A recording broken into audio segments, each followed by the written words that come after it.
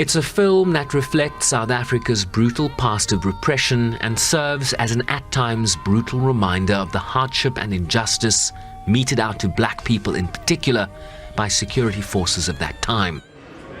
3 decades later, and a time for reflection. This movie, although it's 30 years old, has been so strong, and it celebrates the youth, the woman that this film is all about. So you have Leleti representing the youth that rebelled, the Whoopi representing the educators that helped them learn outside the syllabus, and then Miriam Makeba representing the mothers. And here we are, Heritage Month. So I thought, this is great to try and do a screening, and Momo was great to host it. And I think for us, it's also not just this movie and our history, it's also relevant today.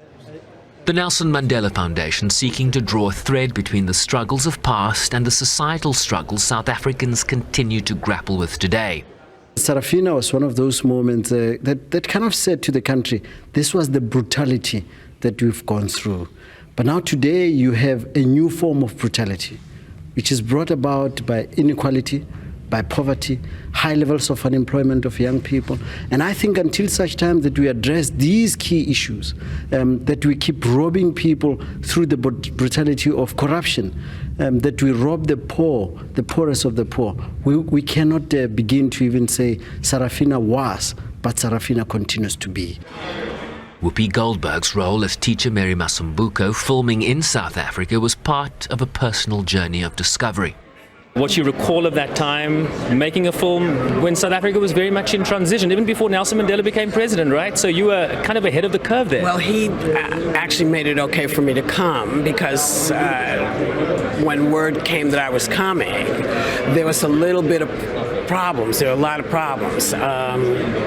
And he just smoothed it over. He was like, no, I want her here. We invited her. It made it easy to come back and explain to people why we can't let it happen again. Of course, now no one's listening, but we're trying.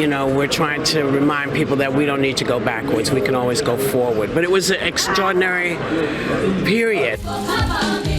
While the Sarafina role became a breakout moment for a young Leleti Khumalo. It is a story about our history. And the good thing is, when you open this movie and just see a little child, like your 9-year-olds, they understand it, and they take it differently though. But the thing is, they understand it. So it lends soft to every human being, your child, your children, your older people.